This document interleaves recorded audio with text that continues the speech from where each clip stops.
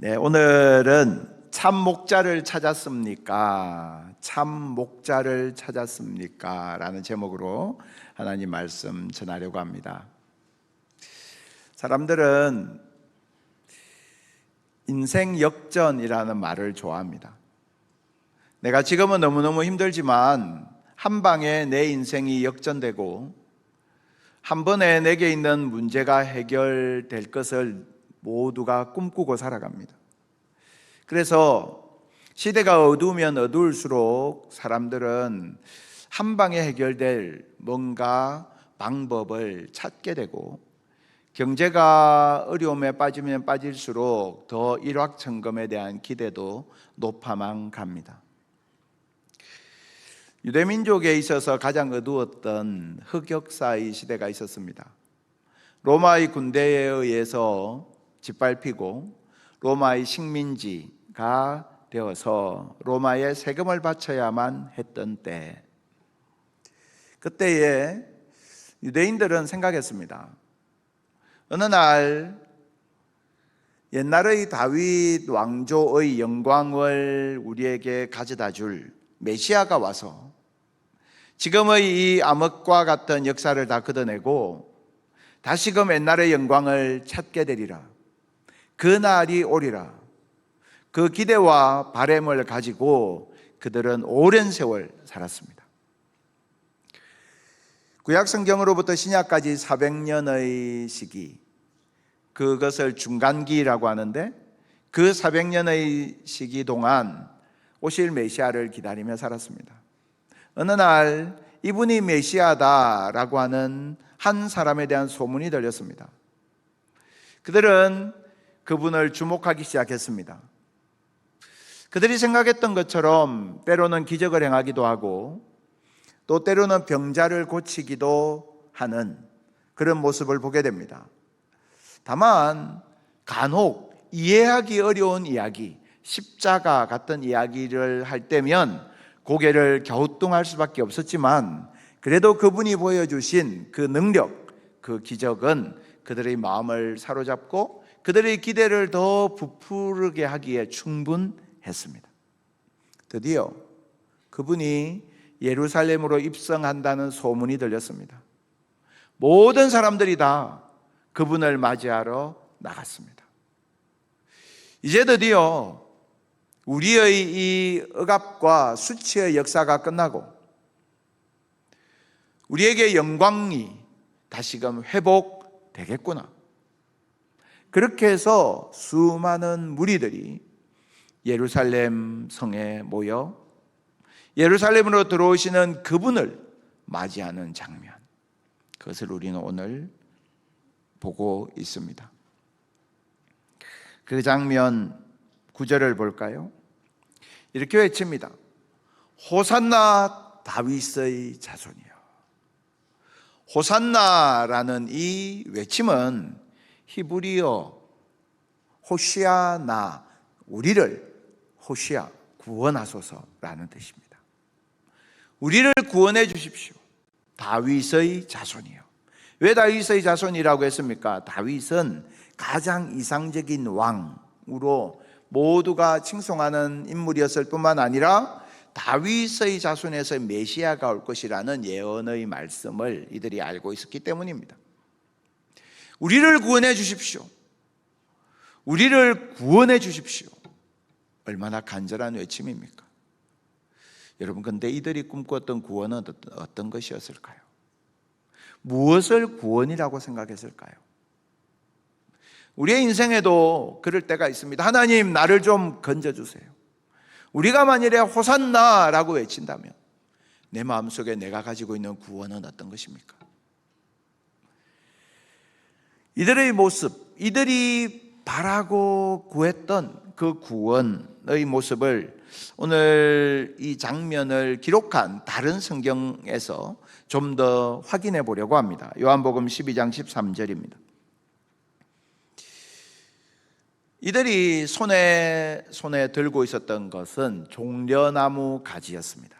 종려나무 가지는 이 당시에 왕들이 개선 전쟁에서 승리하고 왕의 개선 행렬을 맞이할 때 손에 들었던 것이었습니다.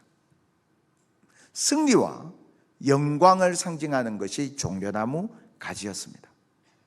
자, 지금 예루살렘으로 들어오시는 예수님을 맞이하면서 종려나무 가지를 들고 외치고 있습니다. 이스라엘의 왕이시오.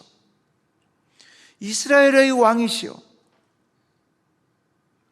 로마 황제가 아니라 이스라엘의 왕이시오. 그리고 그들은 이렇게 고백합니다. 마가복음 11장 10절 찬송하리로다 오는 우리 조상 다윗의 나라여. 마태복음에서는 다윗의 자손이라고 했는데요, 이 마가복음에서는 다윗의 나라여 더 구체적인 모습을 그리고 있죠. 그냥 로마에 의해서 압제되는 힘없는 그런 이스라엘이 아니라 다윗의 나라가 다시 재건되는 것, 그것에 대한 이들의 갈망을 우리는 여기에서 보게 됩니다. 자, 드디어 되었다. 드디어 역전의 기회가 왔다. 로마 군대가 물러가고 다윗의 나라가 세워지는 역전의 기회가 왔다라고 흥분해 있는 이들의 모습을 우리는 보게 됩니다. 그런데 오늘 우리가 마태복음 21장을 보았는데요, 마태복음 27장으로 가면 이렇게 외칩니다. 그들이 더욱 소리질러 이르되 십자가에 못 박혀야 하겠나이다. 마태복음 21장의 무리와 27장의 무리는 같은 사람입니다. 조금 전까지 다윗의 자손이여, 이스라엘의 왕이여, 다윗의 나라를 이루어 주십시오 라고 외쳤던 이들이 마태복음 27장으로 가면 그를 십자가에 못 박아야 하겠습니다 라고 두 번이나 외치고 있습니다. 왜 그랬을까요? 자신들의 바람과 기대가 이루어지지 않았기 때문입니다. 그러니까 실망하고 분노하여서 외치고 있습니다. 여러분, 우리가 가지고 있는 여러 가지 바람과 기대들이 있습니다. 내가 이것만 가지면 행복할 거야. 이것만 가지면 내게 아무 문제가 없을 거야 라고 생각하는 그런 기대들이 있어요. 이것이 내 인생을 이끌어주는 목자가 될 거야 라고 생각하는 것들이 있어요. 제가 이 말씀을 준비하면서 곰곰이 생각을 해봤습니다. 내가 여태까지 목자로 삼았던 것들은 어떤 것이 있었나? 어린 시절을 생각해 보니까 부모님의 칭찬이 저의 목자였습니다. 부모님께 칭찬 듣는 것, 그것이 내 인생을 이끄는 목자다라고 생각했던 것 같아요. 좀 더 커서는 힘이 있어야 나를 지킬 수 있다 생각했던 것 같습니다. 사춘기 때 힘이 있어야 돼. 힘이 내 인생의 목자야. 힘을 길러야 돼. 그런 생각했던 기억이 납니다. 좀 더 지나서는 공부가 내 인생의 목자야. 공부가 내 인생을 이끌어주는 거야. 그래서 내가 가진 것이 없어도 공부를 붙들면 이 공부가 내 인생을 그냥 이끌어 갈 거야 라고 생각했던 그런 때도 있었습니다. 공부가 내 인생의 목자라고 생각했던 거죠. 어떤 때는 사람들의 인정과 칭찬이 내 인생의 목자다. 사람들에게 인정받고 칭찬 듣는 것, 그것이 내 인생의 목자다라고 생각하기도 했었던 것 같습니다. 심지어 목회를 하면서도, 목회는 당장 눈에 뭔가가 드러나는 그런 사업과 다른 겁니다. 눈에 잘 보이지 않고 손에 잡히지 않는 그런 꿈과 비전을 향해서 가는 겁니다. 그러다 보니까 사람들의 인정과 칭찬, 그것이 나에게 더 구체적으로 보이고 현실적으로 보여서 그것이 나를 이끌어가는 목자야 라고 생각했던 적도 있었던 것 같습니다. 여러분, 우리가 내가 생각하는 이게 내 목자야 라고 생각하는 것들이 있어요. 그런데 다시 한 번 더 곰곰이 생각해 보십시오. 이것이 내 목자야 라고 내린 그 결론은 누구의 결론입니까? 나의 결론이에요. 내가 선택하고 있는 거예요. 내가 이것이 내 목자야 라고 내가 정한 거예요. 돈이 내 목자야 라고 내가 결정하고 선택한 거예요. 그것은 나의 판단이에요. 때로는 성공이 내 목자야, 그게 나의 판단이고 나의 결정이고 나의 취향이고 내가 원하는 나의 기대예요.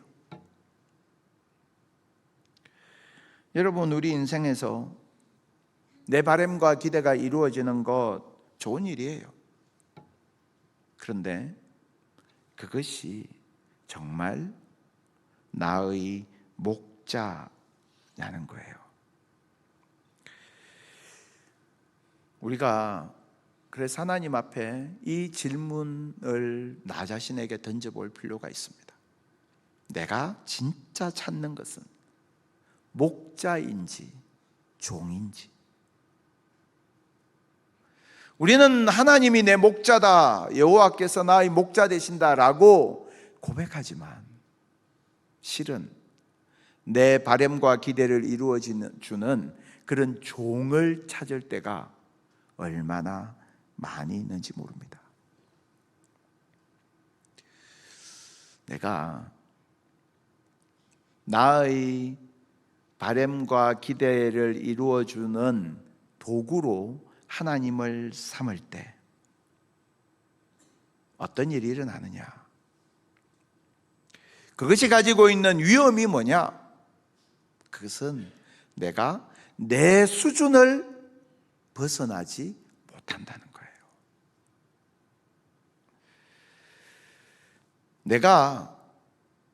내가 선택하고 결정한 것을 내 목자로 삼고 살아가는 것, 그것은 그냥 나의 기대와 바람을 따라 살아가는 거예요. 나는 나의 수준에서 그냥 살아가는 거예요. 그때에 나는 목자의 인도함을 받을 수 없다는 거예요. 내가 선택한 나의 목자들을 따라 살아가는 것은 결국 내가 주인 되어서 살아가는 거예요. 그때 참 목자의 인도함을 나는 받을 수 없다는 거예요. 여전히 내가 주인이니까. 하지만 주님을 내 인생의 참된 목자로 삼으면 최고의 가이드 되시는 주님께서 우리의 인생을 가장 아름다운 길로, 가장 복된 길로, 가장 영원한 길로, 온전한 생명의 길로 목자 되신 그 주님께서 우리의 인생을 이끌어 가시는 줄 믿습니다. 여러분, 우리가 그 주님 앞에서 내가 주님을 정말 목자로 삼고 살아가는 것, 그때만 나는 나의 수준이 아니라 내 인생을 가장 잘 아시는 목자 되신 주님의 인도하심 속에 살아갈 수 있는 것입니다. 자, 예루살렘 성에 예수님을 향하여 열광하였던 그 군중들의 환호, 그 가운데 서 계신 예수님의 모습을 볼까요? 오늘 본문 5절입니다. 시온 딸에게 이르기를 내 왕이 내게 임하나니 그는 겸손하여 나귀 곧 멍에 매는 짐승의 새끼를 탔도다 하라 하였느니라. 이스라엘의 왕이여 라고 외쳤던 군중들의 환호 속에 있는 예수님은 백마 탄 왕의 모습이 아니라 나귀를 탄 겸손한 왕의 모습이셨습니다. 그런데 사람들의 눈에는 그것이 들어오지 않았던 거예요. 자신들의 눈앞에 백마 탄 군대를 거느린 왕이 아니라 나귀 타고 들어오시는 겸손한 왕 예수께서 계신데, 그들은 그 예수님의 모습과는 아랑곳 없이 자신들의 들뜬 꿈과 기대를 따라 외치고 있었던 것입니다. 이 예수님, 겸손한 왕으로 오신 이 예수님을 인격적으로 만나게 되었던 초대교회 성도들은 그 예수님에 대해서 이렇게 고백했습니다. 빌립보서 2장 6절에서 8절까지의 말씀인데요, 그는 근본 하나님의 본체시나 하나님과 동등됨을 취할 것으로 여기지 아니하시고 오히려 자기를 비워 종의 형체를 가져 사람들과 같이 되셨고 사람의 모양으로 나타나사 자기를 낮추시고 죽기까지 복종하셨으니 곧 십자가에 죽으심이라. 예수님은 우리를 만나시려고 하늘에서 낮은 곳, 가장 낮은 곳까지 오셨습니다. 십자가에 죽으시기까지 낮아지셨습니다. 그런데 우리는 자꾸만 높아지려고만 합니다. 자꾸만 더 높아지려고만 합니다. 사회적으로 높은 곳에 간다는 뜻이 아니고요, 우리의 마음이 너무나 높아져 있다는 뜻입니다. 주님은 십자가까지 내려오셨는데 우리의 마음은 자꾸만 높아져서 대접받기 원하고, 우리의 마음은 자꾸만 높아져서 십자가를 거부하고, 우리의 마음은 자꾸만 높아져서 세상의 영광과 칭찬만을 구하며 그렇게 살아가는 가운데 주님과 우리가 걸어가는 길이 어긋나 버리는 일들이 교회 안에서 지금도 일어나고 있습니다.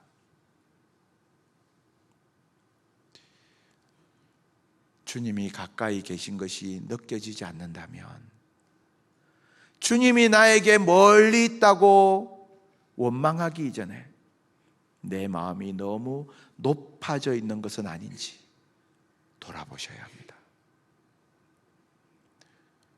주님은 십자가까지 내려가셔서 그 십자가에서 우리를 기다리고 계십니다. 그런데 우리가 너무나 높아진 겁니다. 돌아보십시오.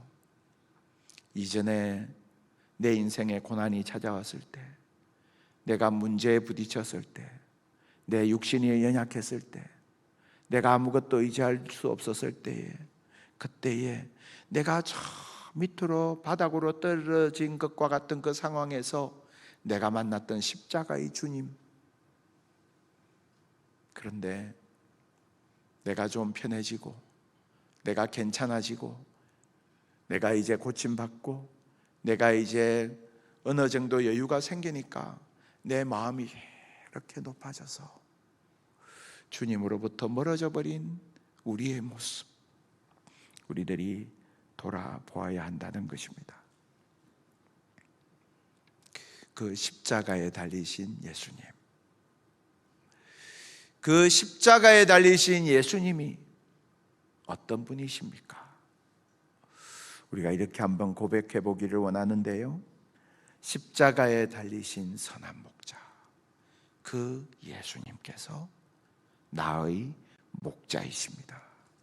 십자가에 달리신 선한 목자 예수님께서 저와 여러분의 목자이십니다.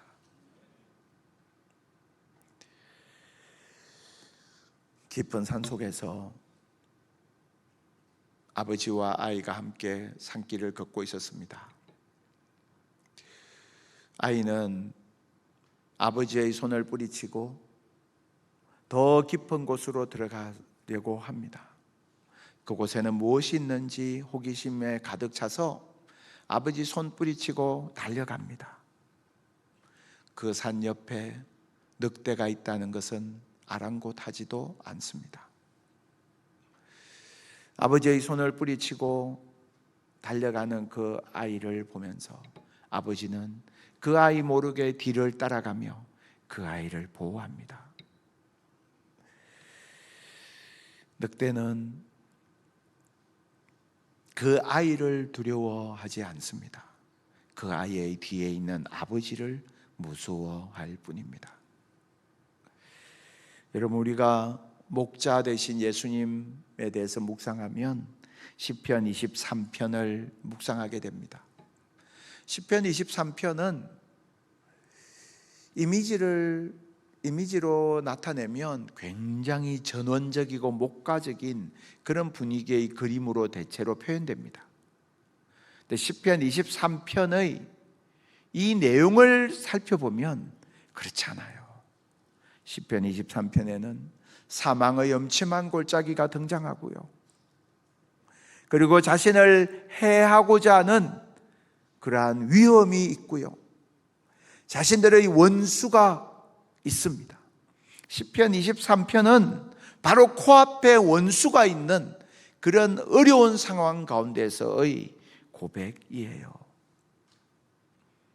그런데 시편 23편은 그런 모든 어려운 상황 속에 있지만 딱 하나가 있는 거예요.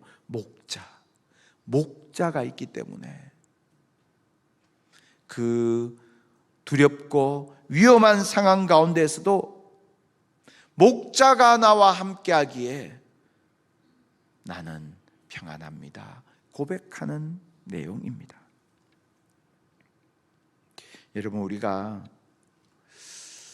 내 인생에 고난 없는 것을 자랑하기보다는 고난 중에서도 믿음 지키는 것에 대해서 감사하는 우리가 될 수 있기를 바랍니다.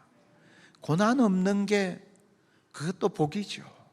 그러나 정말 더 감사해야 될 일은 고난 중에서도 내가 믿음 지키고 고난 중에서도 목자 되신 주님 의지하여 주님과 동행하고 살아가는 것, 그것이야말로 가장 감사한 제목입니다. 세상에서 가장 불쌍한 양은 목자 없는 양입니다. 목자 없는 양이 가장 위험한 양입니다. 하나님의 능력을 구하지 말고 하나님의 임재를 구하는 것이 믿음이고 지혜입니다. 여러분, 우리에게 하나님의 임재, 하나님의 함께 하심이 있으면 내가 걸어가는 내 인생의 그 자리가 어떠한 가운데 있다 하여도 주님께서 우리의 방패와 산성이 되어주시는 줄 믿습니다. 시편 23편에 얽힌 이야기가 있습니다. 어느 공연이 열렸습니다. 미국의 카네기 홀에서 유명한 배우가 그 홀에서 공연을 하고 있었습니다. 공연이 끝난 뒤에 한 노 신사가 배우에게 부탁했습니다. 당신의 그 멋진 목소리로 시편 23편을 좀 들려주세요. 이 배우가 시편 23편을 낭송하기 시작했습니다. 정말 아름다운 목소리였습니다. 낭송이 끝나자 우레와 같은 박수가 터져 나왔습니다. 이 배우가 자신에게 시편 23편을 읽어달라고 요청했던 그 노 신사에게 이번에는 이야기합니다. 이번에는 당신이 시편 23편을 한번 낭송해 봐 주시겠습니까? 그때 그 노 신사는 지그시 눈을 감고 천천히 낭송하기 시작했습니다. 여호와는 나의 목자시니 내게 부족함이 없으리로다.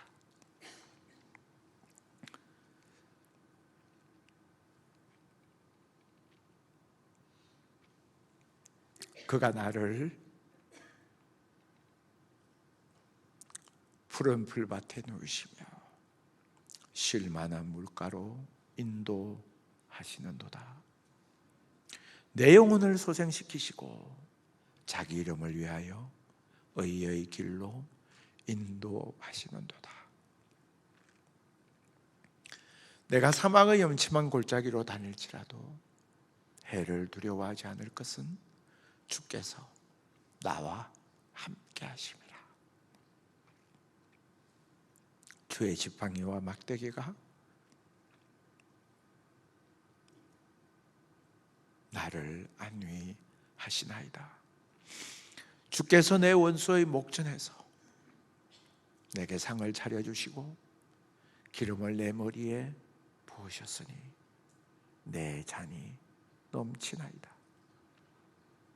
내 평생에 선하심과 인자하심이 반드시 나를 따르리니 내가 여호와의 집에 영원히 살리로다.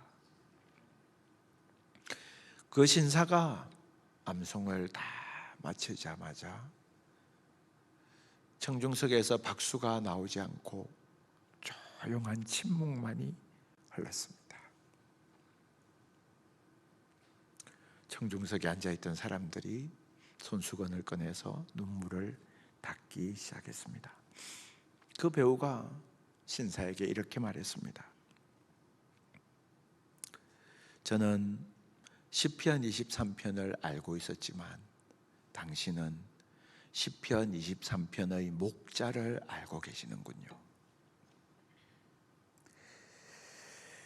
여러분, 우리가 시편 23편 잘 알죠. 암송합니다. 그런데 시편 23편에 있는 목자를 아십니까? 시편 23편에 있는 목자를 알고 그 목자와 함께 하십니다. 시편 23편에 나오는 그 목자가 여러분의 목자이십니까? 시편 23편은 너무나 잘 아는 유명한 말씀이지만 가장 피상적으로 이해되고 있는 본문 중의 하나예요. 우리가 고난주간을 보내면서 이 시편 23편 속에 나타나 있는 선한 목자 되신 예수님, 십자가에서 우리를 위하여 대신 죽으신 선한 목자 되신 예수님을 만나고 경험하는 은혜가 있게 되기를 바랍니다. 여러분, 이 한 주간 십자가에 달리신 선한 목자라는 주제로 시편 23편을 한 절 한 절 묵상할 것입니다. 이 한 절 한 절 속에 담겨 있는 이 고백이 만일 나의 고백이 되고 시편 23편에 있는 목자가 여러분의 목자가 된다면 여태까지 여러분을 엉뚱한 것으로 이끌던 거짓 목자가 힘을 잃어버릴 것이고 내 수준에 살아가던 내 인생의 궤도가 선한 목자 되신 주님께서 나의 인생을 일으켜 세우셔서 주님의 나라의 역사로 하나님 안에 있는 그 거룩한 꿈과 계획으로 우리를 이끌어 가시는 놀라운 일들이 일어나게 될 줄 믿습니다. 그래서 저와 여러분이 참 목자 되신 주님 만나야 합니다. 참 목자 되신 주님과 함께 걸어가야 합니다. 참 목자 되신 주님께 내 인생의 방향을 물어야 하고 참 목자 되신 주님으로 말미암아 내 앞에 있는 원수의 목전에서도 내가 담대히 승리할 수 있어야 합니다. 참 목자 되신 주님으로 말미암아 내게 영원한 천국 소망이 있어야 합니다. 우리가 이 참 목자 되신 주님, 그 주님 인하여서 승리하는, 그리고 그 주와 동행하는 우리 모두가 다 될 수 있기를 주님의 이름으로 축복합니다.